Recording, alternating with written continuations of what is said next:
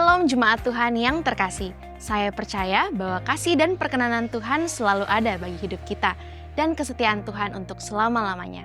Apabila saudara memiliki permohonan doa dan rindu untuk didoakan, serta membutuhkan pelayanan konseling, baptisan, penyerahan anak, pemberkatan nikah, kedukaan, dan rindu bergabung dalam komunitas rukun, serta membutuhkan saran medis, saudara dapat menghubungi layanan hotline GBI Philadelphia Blessing Family melalui chat di nomor WhatsApp berikut ini. Tim pastoral dan tim dokter gereja kita siap melayani Bapak Ibu Saudara. Memberi persembahan merupakan bentuk ketaatan kita kepada Tuhan. Bapak Ibu Saudara dapat menabur bagi pekerjaan Tuhan dengan melakukan transfer bank melalui mobile banking atau internet banking ke nomor rekening berikut ini. Gereja kita juga menyediakan komunitas bagi generasi muda, yaitu Kids, Teens, Youth, dan Profesional. Dapatkan info selengkapnya melalui akun sosial media berikut ini. Jangan lupa like, share, and subscribe YouTube channel Media Pustaka Berkat untuk mendapatkan info terkini mengenai kegiatan dan program gereja kita. Sesaat lagi ibadah akan dimulai, mari siapkan hati kita untuk menerima jemahan Tuhan. Tuhan Yesus memberkati. Puji nama Tuhan, shalom Bapak Ibu Saudara yang dikasihi Tuhan. Senang bisa bertemu dengan Bapak Ibu Saudara. Saya percaya semuanya kita dalam perlindungan, dalam penyertaan Tuhan. Sebab Dia Tuhan Immanuel yang menyertai saudara dan saya. Mari satu dalam doa. Bapa kami yang ada di dalam surga, kami datang haus dan lapar akan Engkau. Kami merindukan akan hadirat-Mu Tuhan. Penuhi kami di ruangan kami, di rumah kami, di bilik-bilik kami, rumah kami Tuhan. Kami percaya Tuhan hadir bersama dengan umat-Mu. Terima kasih Bapa. Di dalam nama Tuhan kami Yesus Kristus. Bersama-sama katakan amin. Mari kita berikan tepuk tangan sorak-sorak bagi Tuhan kita.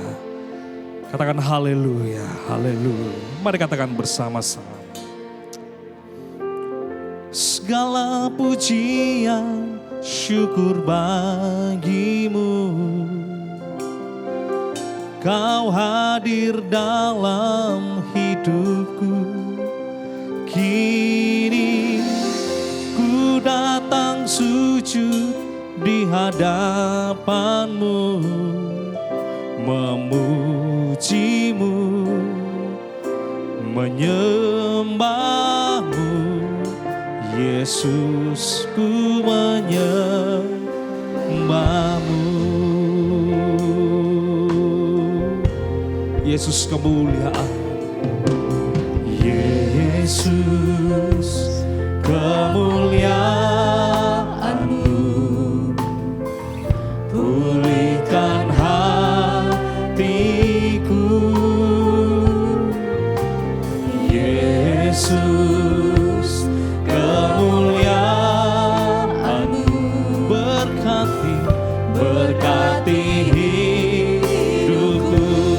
Segala pujian syukur, segala pujian syukur bagimu.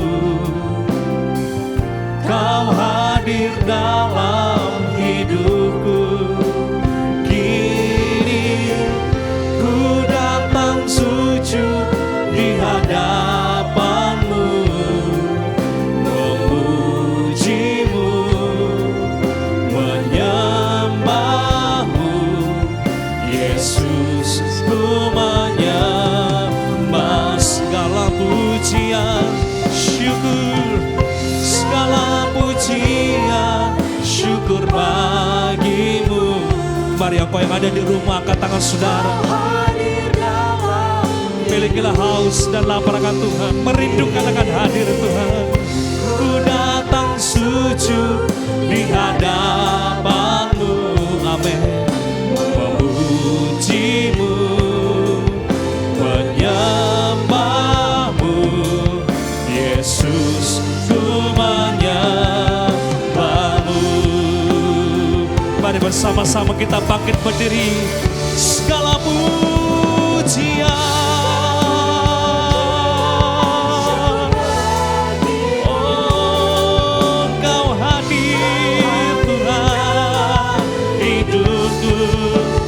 Kini ku datang sujud di hadapan-Mu, memuji-Mu,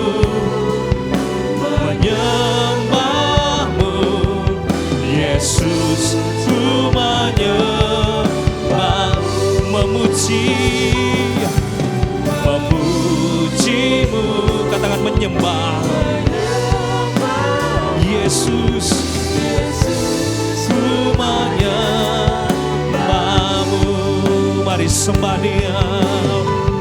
Oh haleluya, syukur Tuhan.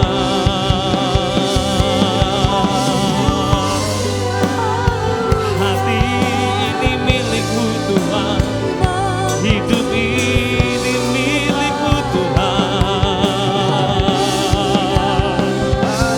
Yesus ajaib, kami bawa korban syukur Tuhan, kami bawa, kami persembahkan, kami berikan yang terbaik Tuhan, kami berikan yang termulia hanya untukmu, hanya bagimu. Haleluya,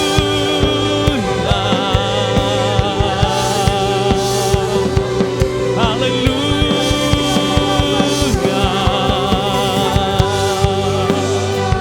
Mari masuk lebih dalam lagi hadirat-Nya. Mari lebih dalam lagi meninggikan Dia, sebab Dia Allah kami, Allah yang memenuhi dengan Roh Kudus-Mu Tuhan. Unto the Lord, unto the Lord, all the praises I sing, all the glory I give, for as long as I live.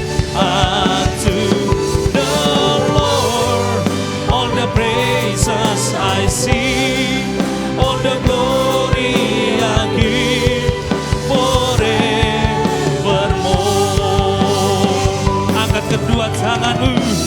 Unto the Lord, all the praises I sing, all the glory I give, for as long as I live. Unto the Lord, all the praises I sing, all the glory I give, forevermore. Serukan. Unto the Lord, all the glory I give, for as long as I live. To the name of Jesus, to the God, all the praises I sing, all the glory I give, forevermore. To the name of God, to the name of God, to the name of God.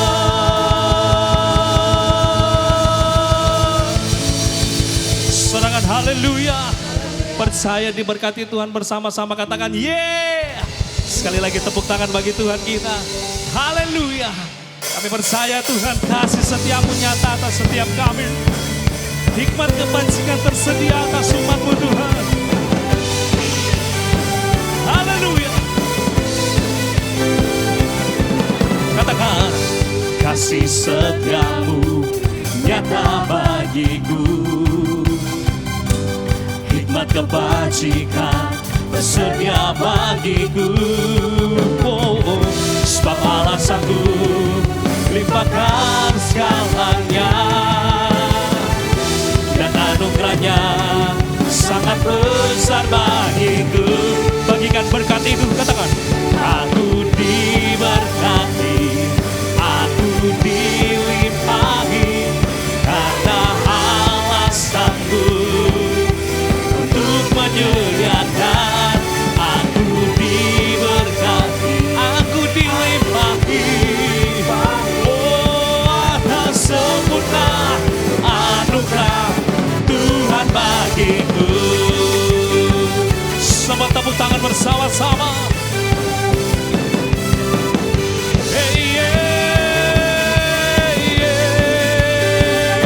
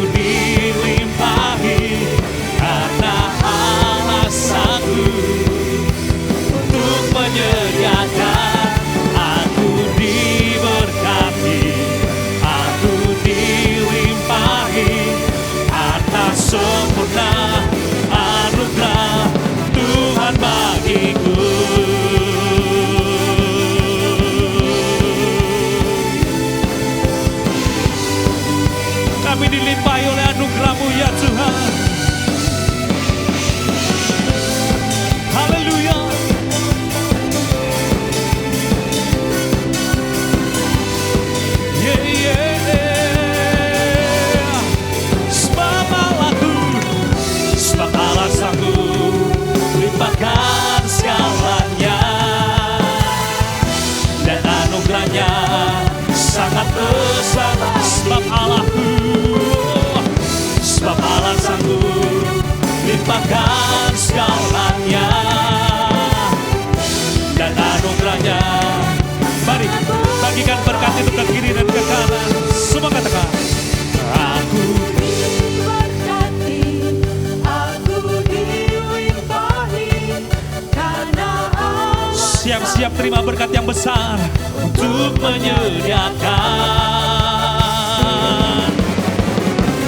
Aku diberkati, aku dilimpahi, karena Allah sanggup untuk menyediakan. Aku diberkati, oh anugerah Tuhan bagiku, Tuhan bagiku, Tuhan bagiku, Yesus bagiku, Yesus bagiku. Sorak-sorai tepuk tangan begitu. Bapak Ibu Saudara jemaat yang diberkati Tuhan, sudah bisa dulu kembali tetap dalam hadirat Tuhan. Kami hidup karena kami percaya kepada Tuhan. Kami hidup dan tidak ada alasan kami untuk tidak mengasihi, mencintai Engkau lebih dari segalanya Tuhan. Terima kasih Tuhan Yesus.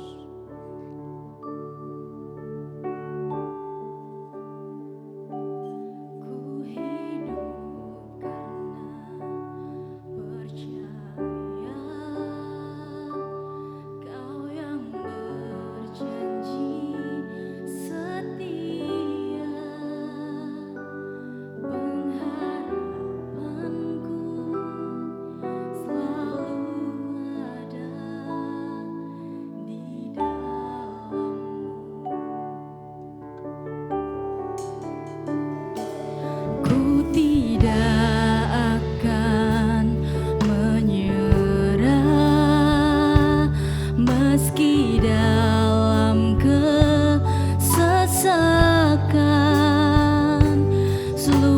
hidup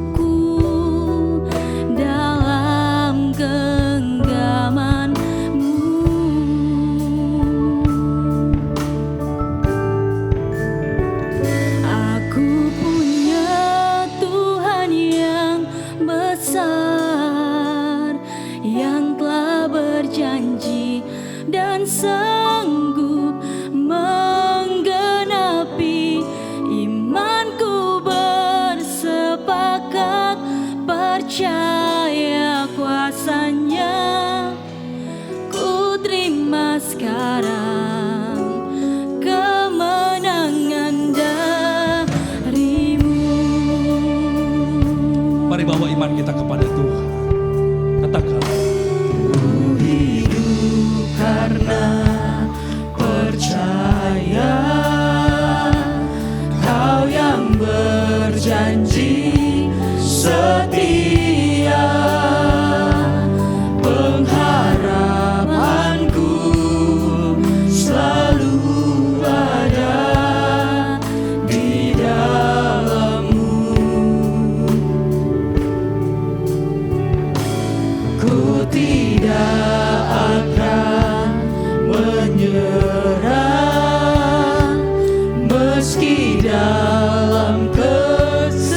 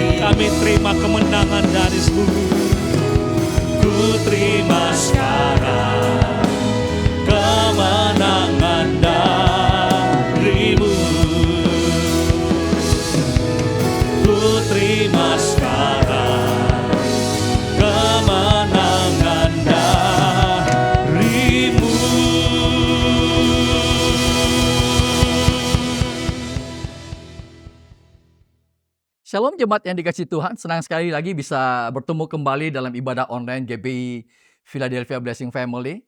Mari sebelum kita dengar firman Tuhan, mari siapkan hati saudara semuanya. Saya percaya firman Tuhan hari ini akan menjadi berkat bagi saudara semuanya. Mari kita berdoa sebelum kita memulai atau mendengarkan firman Tuhan. Bapa yang baik, kami bersyukur untuk hari yang indah, hari yang luar biasa ini. Kami tahu penyertaan-Mu yang begitu ajaib, begitu luar biasa untuk kehidupan kami dan untuk keluarga kami juga. Kami bersyukur untuk punya kesempatan untuk kami bisa dengar firman Tuhan, firman-Mu yang hidup, yang kuat, dan yang sanggup mengubahkan dan memulihkan hidup kami semua. Urapi hamba-Mu, diberkati juga semua umat-Mu Tuhan. Yang lemah Kau kuatkan, yang sakit disembuhkan, yang tidak punya pengharapan, diberi pengharapan dan kekuatan. Dalam nama Tuhan Yesus Kristus, kami sudah berdoa dan mengucap syukur untuk semuanya ini. Amin. Saudara sekalian, hari ini saya ingin berbagi firman Tuhan dengan judul Menjadi Murid Kristus yang Sejati. Yuk kita lihat sama-sama firman Tuhan yang luar biasa. Dalam Matius 28 ayat yang ke-19. Firman Tuhan katakan, karena itu pergilah, jadikanlah, apa saudara? Semua bangsa muridku, dan baptislah mereka dalam nama Bapa dan Anak dan Roh Kudus. Suatu perintah Tuhan untuk bagaimana Tuhan ingin semua kita bukan hanya sekedar menjadi pengikut, tapi Tuhan ingin kita semua menjadi murid-murid Tuhan yang percaya, katakan amin. Nah, mari Bapak Ibu kita lihat satu peristiwa bagaimana ketika Yesus pertama kali memilih murid-muridnya untuk menjadi muridnya Dia. Kalau kita baca sama-sama dalam Matius 4 ayat 18 sampai 25, mari kita lihat sama-sama firman Tuhan ini. Firman Tuhan katakan, dan ketika Yesus sedang berjalan menyusur danau Galilea, ia melihat dua orang bersaudara, yaitu Simon yang disebut Petrus dan Andreas saudaranya. Mereka sedang menebarkan jala di danau, sebab mereka penjala ikan. Yesus berkata kepada mereka, mari ikutlah aku dan kamu akan kujadikan, apa saudara? Penjala manusia. Lalu mereka pun segera meninggalkan jalannya dan mengikuti Dia. Dan setelah Yesus pergi dari sana, dilihatnya pula dua orang bersaudara, yaitu Yakobus anak Zebedius dan Yohanes saudaranya, bersama ayah mereka Zebedius, sedang membereskan jala di dalam perahu. Yesus memanggil mereka, dan mereka segera meninggalkan perahu serta ayahnya, lalu mengikuti Dia. Yesus berkeliling di seluruh Galilea, yang mengajar dalam rumah-rumah ibadat, dan memberitakan Injil Kerajaan Allah, serta melenyapkan segala penyakit dan kelemahan di antara bangsa itu. Maka tersiarlah berita tentang Dia di seluruh Syria, dan dibawanya kepadanya semua orang yang buruk keadaannya, yang menderita berbagai penyakit dan sengsara, yang kerasukan, yang sakit ayan, dan yang lumpuh. Lalu Yesus menyembuhkan mereka. Maka orang banyak berbondong-bondong mengikuti Dia. Mereka datang dari Galilea, dan dari Dekapolis, dari Yerusalem, dan dari Yudea, dan dari seberang Yordan. Saudara, sepanjang firman Tuhan ini begitu luar biasa bagaimana kita melihat Tuhan memilih murid-muridnya. Bapak Ibu, saya percaya begini, setiap orang yang percaya kepada Kristus, maka dia akan masuk yang namanya perjalanan rohani. Apa saudara? Sebagai murid Tuhan. Tentu kalau kita sebut ada sebuah perjalanan rohani, maka tentu ada yang namanya disiplin-disiplin rohani yang harus dikerjakan dalam proses pemuridan itu. Kita tahu sama-sama kata murid dalam bahasa Inggrisnya adalah disciple. Ya, kita bisa mungkin diambil dari kata itu disiplin. Dan memang benar ada disiplin-disiplin rohani yang harus dikerjakan dalam proses pemuridan itu. Hari ini kita akan belajar secara singkat. Ada beberapa proses Tuhan untuk menjadi murid Kristus. Nah, saya ingin bagi hari ini ada 3 bagian. Yang pertama adalah ternyata saudara, murid dia akan mengikuti panggilan. Nah, kalau kita baca Matius 4 tadi 18-19, kalau kita lihat kembali saudara ya. Dan ketika Yesus sedang berjalan menyusur danau Galilea, ia melihat 2 orang apa saudara? Bersaudara. Yaitu Simon yang disebut Petrus dan Andreas saudaranya.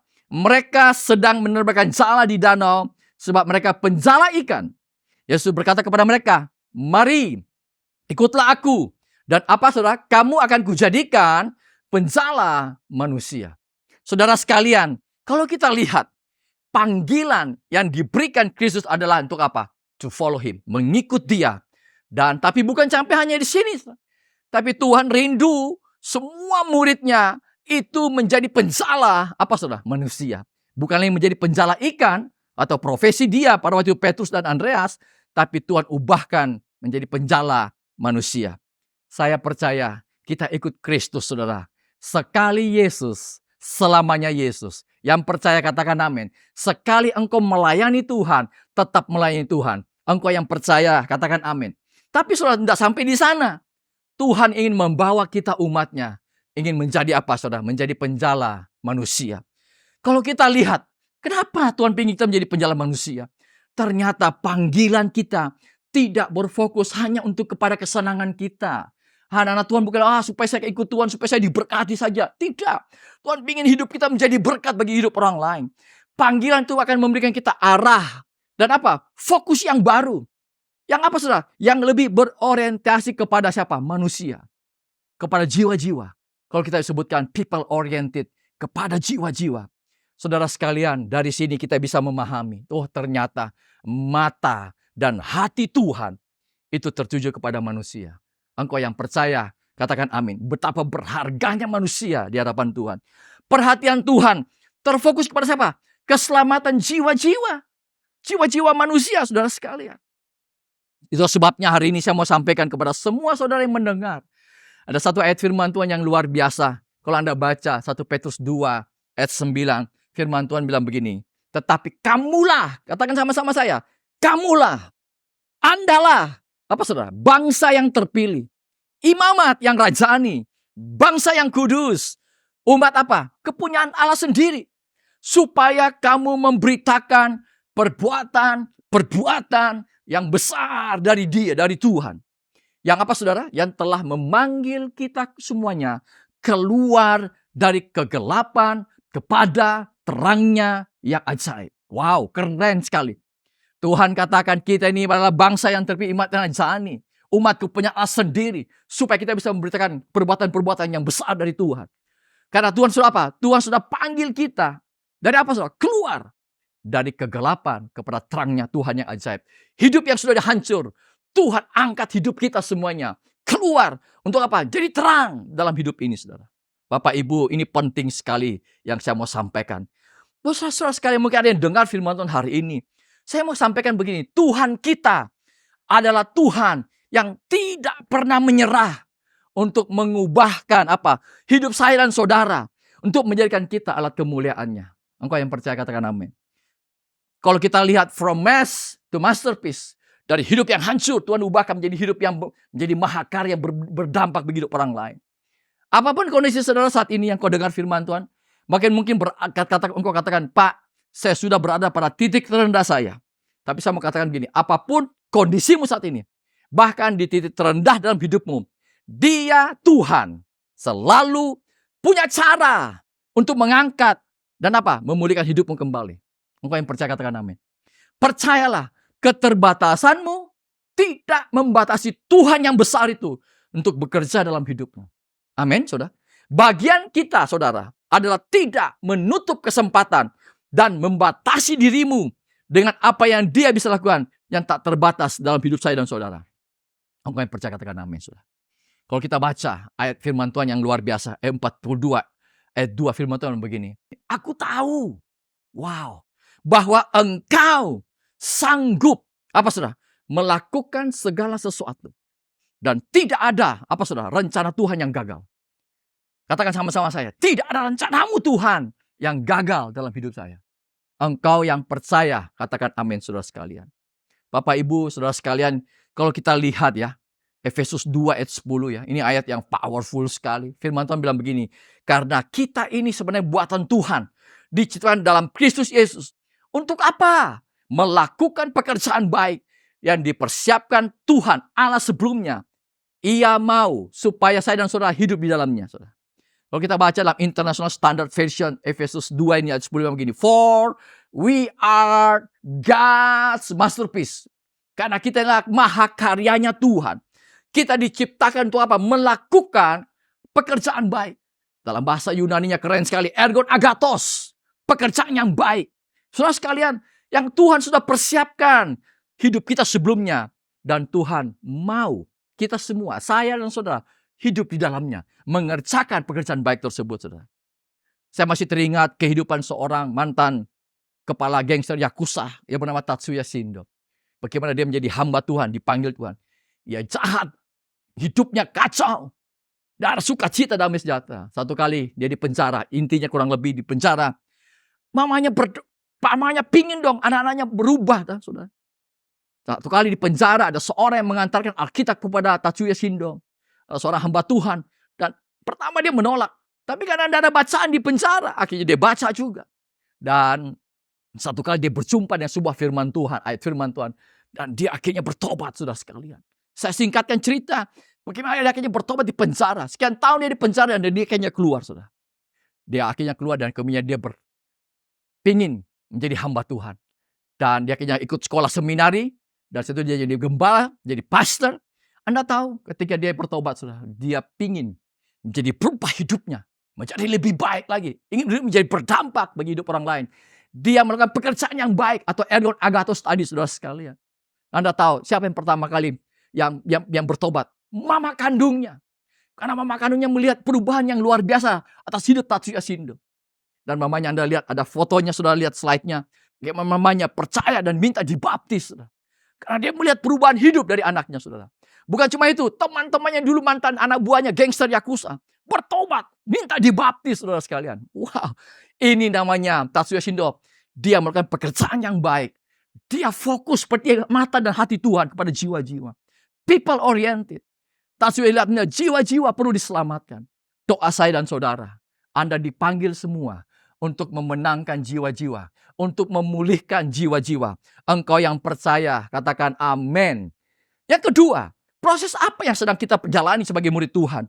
Ternyata kalau kita lihat, saudara, murid itu membayar harga. Saudara. Kalau kita baca Matius 4 ayat 20-22, firman Tuhan bilang begini. Lalu mereka pun segera meninggalkan jalannya dan begitu dia.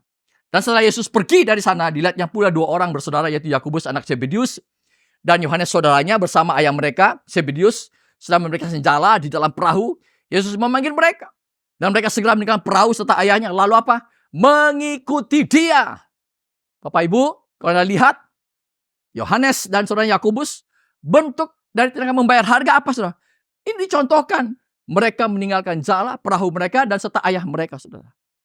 Mereka yang mengikuti Kristus dan menjadi muridnya. Artinya apa? Rela, tidak lagi menomorsatukan hal yang selama ini terjadi, saudara. Yang menjadi bagian penting dalam hidupnya. Yang menjadi paling utama sekarang dalam hidupnya adalah pribadi Kristus. Dan hal ini tidak tergantikan oleh apapun. Engkau yang percaya katakan amin. Yes, benar saudara sekalian. Tahukah saudara, Injil yang kita bisa dengar hari-hari ini bisa berkembang dengan dahsyat di abad pertama. Kenapa? Karena ada rasul-rasul, murid Kristus, begitu banyak membayar harganya. Mereka mati syahid. Saya pernah khotbahkan, Petrus, ya, sejarah gereja mencatat yang mati disalib terbalik. Thomas yang menjadi martir di India dengan cara ditusuk dengan ditombak. Ada yang dikuliti, murid-murid Tuhan dikuliti, dibakar hidup-hidup dan sebagainya, saudara sekalian. Kalau kita lihat tentang perjalanan misi di dunia, saudara, kita tahu begitu banyak tantangan-tantangan di belahan dunia lain, saudara. Orang yang ikut Kristus, pengikut Tuhan. Ada yang dibunuh oleh orang tuanya sendiri karena percaya kepada Kristus. Ada yang ayah kandungnya sendiri yang membawa anaknya untuk dirajam sampai mati. Ayah kandung, saudara, karena hanya beda agama. Karena dia ikut Kristus dalam hidupnya. Ada lagi, saudara, yang ayahnya kata gini, kalau kau masih percaya kepada Kristusmu, pada agamamu, maka kamu tidak akan dapat warisan dari ayah. Wow. Tapi saudara, orang yang dikatakan demikian pengikut Kristus bilang tidak. Tetap sekali Yesus, tetap selamanya Yesus. Ada harga yang harus dibayar, saudara sekalian. Saya percaya, kita pun, Anda dan saya, menjadi anak Tuhan, bisa percaya Tuhan, karena ada orang yang terlebih dahulu membayar harganya. Untuk bisa datang, mungkin ada penginjil, ada misionaris yang datang ke Indonesia, mengantarkan Injil, dan kita semua. Sampai kita di Indonesia mendapat kesempatan bisa percaya Kristus. Karena ada orang-orang yang membayar harganya. Kenapa saya perlu sampaikan? Supaya Anda mengerti bahwa sesuatu bisa berkembang. Karena ada harga yang harus dibayar. Bapak Ibu, Anda ingin menangkan keluargamu? Anda ingin mungkin keluargamu mengenal Tuhan? Ada yang mungkin yang belum percaya Tuhan hari ini. Mungkin ada yang hari ini, mungkin engkau alone, sendirian. Di keluargamu percaya Yesus Kristus. Dan tentu doamu supaya keluargamu bisa mengenal Tuhan. Kita percaya satu orang diselamatkan, seluruh rumah, keluarga kita diselamatkan juga. Itu tentu doa saudara dan saya. Tapi ada harga yang harus dibayar. Bawa dalam doa-doamu kepada keluargamu. Ada air mata, ada tangisan untuk mereka. Saya percaya firman Tuhan akan menjadi kenyataan. Apa yang kau tabur itu akan kita tuai. Amin. Yang kau percaya katakan amin. Takut saudara, kalau kita lihat orang-orang yang hebat ya, yang sukses dalam hidup di dunia ini, adalah orang-orang yang bayar harga. Saudara. Orang lain sementara membuang waktu, ya bekerja keras. Ya mungkin orang lain mungkin pada waktu lagi masih tidur, ya sudah bekerja dari pagi. Orang lain mungkin lagi bermain, ya lagi berdoa. Membangun mesbah Tuhan, doa. Sehingga dia bisa dipakai Tuhan yang ajaib gitu, luar biasa. Saudara tahu enggak? Penjual grosir di Tanah Abang, kalau Anda mau lihat kenapa begitu banyak orang-orang hebat di Tanah Abang, saudara. Tentu kita tahu penjual grosir Tanah Abang itu banyak orang-orang hebat. Saya pernah melihat kehidupan mereka. Ada beberapa rekan-rekan saya, teman saya di sana, pengusaha-pengusaha yang hebat berhasil, yang masih muda-muda, saudara. Luar biasa. No wonder, saya tidak heran mereka menjadi orang hebat, jadi orang sukses, saudara. Secara finansial, saudara. Ya. Kenapa? Ternyata mereka bangun paginya sekitar jam 4, jam 5 pagi, saudara. Sudah harus bekerja. Mereka sampai kerja luar biasa. Walaupun mungkin ada saya tidak setuju karena ada beberapa yang sampai workaholic. Tapi yang saya melihat ada mereka benar-benar bekerja keras. Mereka punya tanggung jawab. Mereka tahu apa yang namanya tanggung jawab dalam bekerja. Doa saya, kau ingin berhasil dalam hidupmu. Maka ada memang harga yang harus Anda bayar. Capek mungkin, letih mungkin. Gak apa-apa. Anda harus siap menampung tekanan dalam hidup. Mampu mengatasi tekanan dalam hidupmu. Engkau yang percaya katakan amin, saudara sekalian. Anak-anak muda hari ini, kalau Anda mungkin sudah jadi dewasa, sudah jadi besar hari ini, Anda bersyukur. Saya percaya itu karena ada orang tuamu yang membesarkan Anda, yang membayar harganya dengan begitu luar biasa. Mereka orang tua Anda bekerja tanpa pamrih yang luar biasa. Engkau yang percaya katakan amin, saudara. Saudara, saya mau coba Anda bayangkan, ada nggak sebuah profesi? Ya, saya boleh katakan begini, sebuah profesi yang pekerjaannya tanpa cuti, selalu standby, sering lembur, bayarannya kadang-kadang sering telat, bahkan kadang-kadang tidak dibayar. Tapi ironisnya sering dianggap remeh dan tidak dihargai. Kira-kira kalau posisi ini ditawarkan ke Anda mau nggak? Padahal posisi ini sangat penting. Begitu ia tidak ada, organisasinya bisa tidak jalan. Saudara. Anda tahu nggak apa profesinya? Saudara? Coba tebak. Saudara. Ya benar, mungkin ada suatu tebak. Namanya adalah profesinya ibu rumah tangga. Nama organisasinya adalah keluarga. Saya mau memberikan apresiasi. Kita boleh tidak sama-sama hari ini kau dengar firman Tuhan. Boleh nggak kita semua berikan apresiasi kepada ibu Anda, kepada ayah Anda, kepada orang tua Anda yang menyayangi Anda. Bagaimana membesarkan Anda semua dengan tentu harga yang mereka bayar. Bolehkah Anda memberikan menyayangi mereka selama mereka masih hidup? Boleh nggak kita berikan tepuk tangan, aplaus kepada orang tua kita semuanya, untuk ibu Anda, untuk ayah Anda. Engkau yang percaya katakan amin, saudara. Yang terakhir, saudara, proses apa yang dijalani oleh seorang murid Kristus adalah ternyata murid itu perlu meneladani gurunya. Kalau Anda baca Matius 4, 23-25, Yesus pun berkeliling di seluruh Galilea yang mengajar dalam rumah-rumah ibadat dan memberitakan Injil kerajaan Allah serta menyelamatkan segala penyakit dan kelemahan di antara bangsa itu. Maka tersiar berita tentang dia di seluruh Syria dan dibawalah kepadanya semua orang yang buruk keadaannya, yang menderita berbagai penyakit dan sengsara, yang kerasukan, yang sakit ayan, dan yang lumpuh. Lalu Yesus menyembuhkan mereka. Maka orang banyak berbondong-bondong mengikuti dia. Mereka datang dari Galilea dan dari Dekapolis, dari Yerusalem dan dari Yudea dan dari seberang Yordan. Anda perhatikan saudara sekalian. Murid-murid dilatih oleh Tuhan Yesus, sang mentor agung kita. Dengan berbagai cara, Tuhan mengajar, memberitakan Injil, menyembuhkan yang sakit, mengusir setan dan sebagainya. Hal itu juga dilakukan oleh murid-murid Tuhan, para rasul-rasul Tuhan. Yang ditulis di kitab kisah para rasul dan kitab-kitab yang lain, perjanjian baru. Saudara. Amin, saudara. Hari ini juga kita mengaku sebagai murid, maka keteladanan itulah yang kita lanjutkan dalam pelayanan kita, saudara sekalian. Tahukah saudara, dalam hidup ini saudara, saya melihat kata kunci dalam hidup ini yang penting adalah, salah satu yang terpenting adalah keteladanan hidup. Amin saudara? Iya. Kalau kau seorang pemimpin, kau harus jadi pemimpin yang baik. Harus memberikan teladan dalam hidupmu. Gak bisa asal-asalan. Kalau saya pernah membaca dan juga tentu saya mengajar mata kuliah kepemimpinan Kristen dan membaca buku John Maxwell tentang ada 5 levels of leadership, 5 level kepemimpinan. Coba Anda lihat ya, 5 level ini saudara. Kalau Anda lihat, saya mempelajari, ternyata di setiap level kata kuncinya adalah tentu banyak sekali, tapi kata kuncinya adalah keteladanan hidup. Ada amin. Engkau bisa sampai Ekel menjadi teladan. Luar biasa, orang sangat hormati Anda karena Anda menjadi teladan hidup mereka, dalam hidup mereka, saudara sekalian. Nah, hari ini coba kita belajar sama-sama keteladanan yang Tuhan Yesus berikan dalam hidup kita. Yang pertama dalam hal apa saja? Oh, ternyata dalam hal kesabaran, saudara. Tuhan sangat sabar, ya, dan kita perlu belajar sama-sama. Yang percaya katakan amin. Ada ayat firman Tuhan yang bagus sekali, yang firman Tuhan bilang begini. Amsal 15:18 bilang begini. Si pemarah itu membangkitkan pertengkaran. Tetapi orang yang sabar, apa saudara?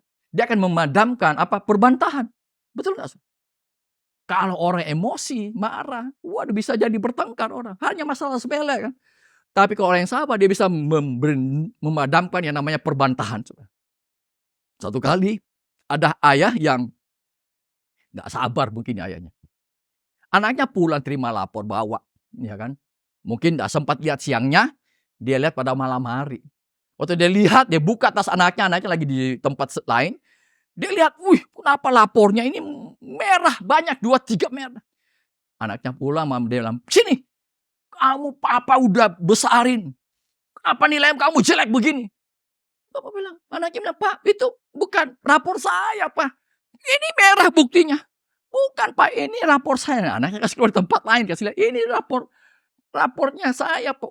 Papanya lihat, 8, 9, 8, 9. Wow, bagus dong, ini luar biasa. Jadi siapa yang punya rapor ini? Anaknya bilang, tadi saya waktu di sini saya ketemu di lacinya Papa. Ternyata ini rapornya Papa dulu. Papanya lihat, namanya, iya benar. Malu papanya. Ya, kenapa? Karena emosian, nggak sabar, akhirnya malu sendiri. Padahal papanya yang punya nilai yang merah, saudara sekalian. Saudara sekalian, memang benar firman Tuhan bilang ya saudara, si pemarah membangkitkan pertengkaran, tetapi orang yang sabar memadamkan perbantahan. Wow. Yang kedua, kita belajar. Ternyata Tuhan kita hidup dalam ketaatan. Saudara. Dia taat.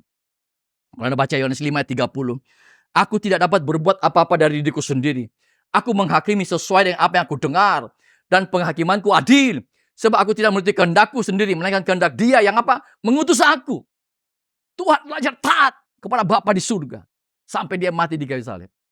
Apa yang saya mau sampaikan, saudara? Ada orang taat karena tidak punya kesempatan, saudara, berbuat dosa. Itu bukan ketaatan karena tidak punya kesempatan. Tapi kalau ada kesempatan, dia bisa berbuat dosa. Kita taat walaupun ada kesempatan. Kita tidak melakukan dosa tersebut.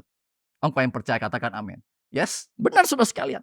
Yang berikutnya kita belajar dari Tuhan kita, teladan guru agung kita, bagaimana kita melayani sesama dengan apa? Rendah hati. Saudara. Kalau Anda baca Matius 20:28, sama seperti anak manusia, datang bukan untuk dilayani, melainkan untuk melayani, untuk memberikan nyawanya, yaitu tebusan bagi apa? Bagi banyak orang. Saudara. Anda lihat, Tuhan datang untuk melayani. Yes, Dia pemimpin yang besar. Tapi Dia datang untuk melayani. Apa? Tuhan ngajar satu prinsip. Kerendahan hati. Saudara. Sampai saat ini dipakai oleh ilmu ini namanya. Dalam kita belajar tentang kepemimpinan, maka kita mengenal namanya servant leadership.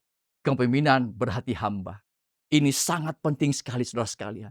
Engkau dengar firman Tuhan hari ini. Kau pemimpin, kau yang dengar hari ini firman Tuhan. Kalau kau di posisi tertentu, kau belajar untuk menjadi hamba. Menjadi pemimpin yang berhati hamba. Ada amin saudara sekalian. Baik, kita selalu merendah hati. Bukan semakin sombong. Kalau kau diangkat Tuhan, tidak semakin sombong. Tapi kita selalu berkata, Tuhan, aku makin berkurang. Tuhan yang makin bertambah-tambah dalam hidup saya. Yang percaya katakan amin. Saudara sekalian, satu kali saya dikirimi sebuah video. Saudara.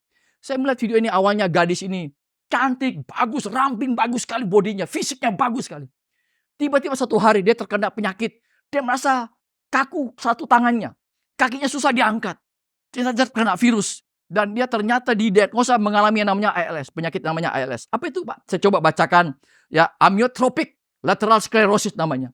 Di mana adalah kondisi saraf-saraf atau neuron motorik dalam otak atau tulang belakang mengalami kerusakan. Dan mati secara perlahan.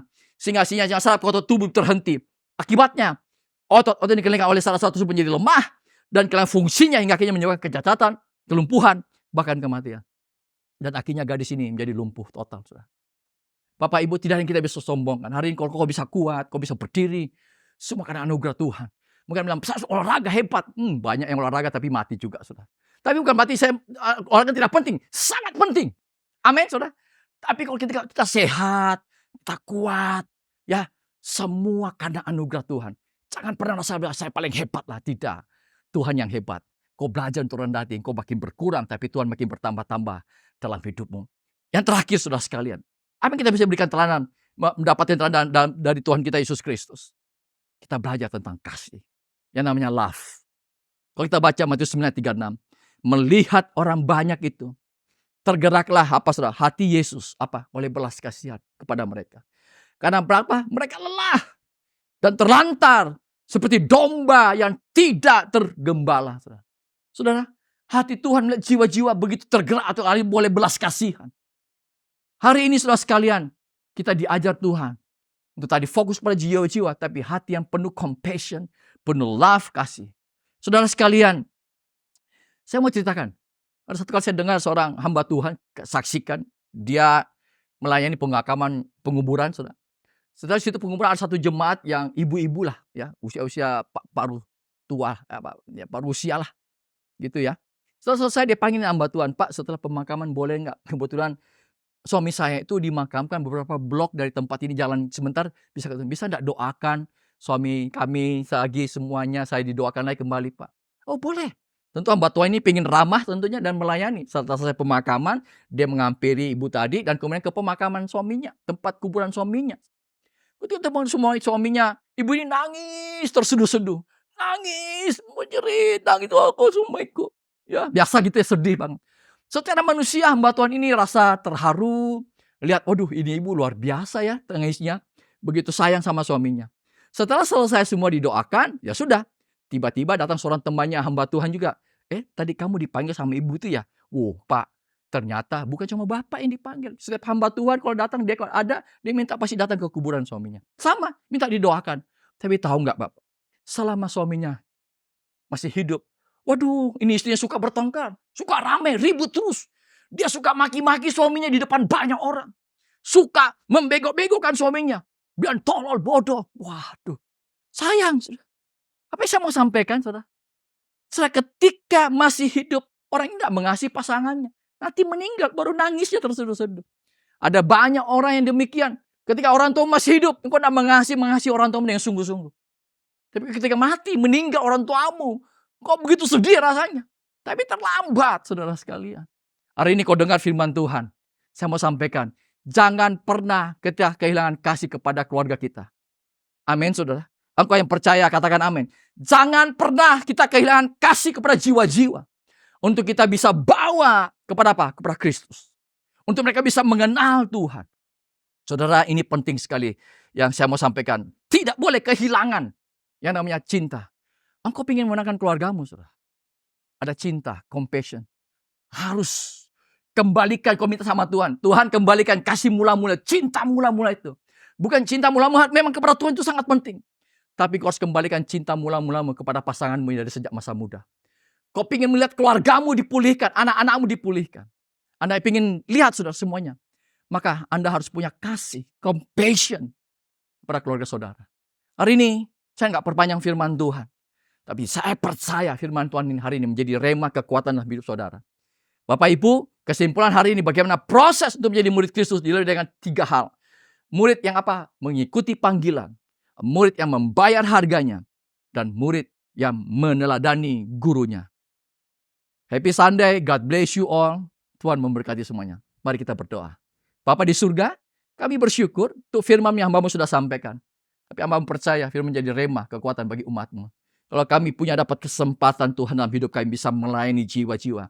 Kami menyadari itu anugerah dan kebaikan Tuhan. Untuk kami bisa lihat jiwa-jiwa dimenangkan, dipulihkan untuk kerajaan-Mu Tuhan. Bapak terima kasih. Kalau kami hari ini sudah kehilangan kasih kami Tuhan. Kami ingin melayani guru kami yang agung.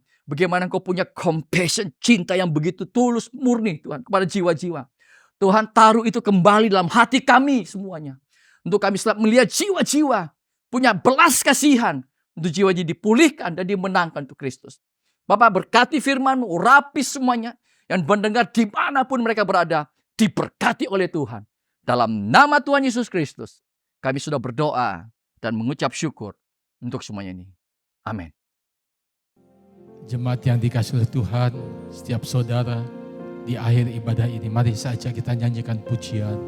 Bagi Dia segala pujian, hormat, serta syukur. Bagi Dia segala pujian, hormat serta syukur, kekal selamanya. Dia segala pujian, hormat serta syukur selama-lamanya. Bagi Dia segala pujian, hormat serta syukur, kekal selamanya. Bagi Dia segala pujian, hormat serta syukur selama-lamanya. Bagi Dia segala pujian, hormat serta syukur, kekal selamanya. Bagi Dia segala pujian, hormat serta syukur selama-lamanya. Sekali lagi, bagi Dia segala pujian, hormat serta syukur, kekal selamanya. Bagi Dia segala pujian, hormat serta syukur selama-lamanya. Selama-lamanya. Selama-lamanya. Kita berikan tepuk tangan kemuliaan bagi Tuhan. Katakan haleluya. Hanya bagi Engkau segala hormat, pujian, kemuliaan itu selama-lamanya. Engkaulah Tuhan Yesus, Tuhan dan Juru Selamat kami. Terima kasih Bapa, untuk hari ini kami boleh beribadah. Kami telah mendengarkan kebenaran firman Tuhan. Kami boleh memuji, menyembah Tuhan. Terima kasih Tuhan. Kami percaya setiap kebenaran firman Tuhan tidak pernah kembali dengan sia-sia. Biar terus kami bertumbuh menjadi orang-orang percaya, murid-murid Tuhan yang setia, mengasihi melayani Tuhan. Terima kasih Bapa, memberkati hamba-Mu yang sudah menjadi saluran berkat bagi setiap kami umat-Mu Tuhan. Kami percaya terus Kau pakai lebih heran lagi. Tuhan, berkati dengan kekuatan kesehatan. Demikian juga untuk semua yang sudah melayani hari ini, semua jemaat. Tuhan memberkati kesehatan, pekerjaan, usaha, pelayanan mereka. Secara khusus untuk keluarga-keluarga diberkati dalam nama Tuhan Yesus. Terima kasih Bapa, terima kasih. Memberkati juga semua persembahan yang diberikan oleh umat Tuhan. Misi pembangunan, ucapan syukur, persembahan persepuluhan dan juga pelayanan sosial diakonia. Tuhan memberkati. Kami percaya lewat persembahan yang diberikan oleh umat-Mu, perluasan kerajaan-Mu terus dikerjakan. Terima kasih. Akhirnya kekasih-kekasih Tuhan, terimalah berkat daripada Allah Bapa di surga. Kasih anugerah daripada Tuhan kita Yesus Kristus. Persekutuan oleh kuat kuasa Roh Kudus memimpin menyertai kita. Hari ini sampai Maranatha, Tuhan Yesus datang untuk kedua kalinya. Dan semua kita masuk dalam kemuliaan surgawi.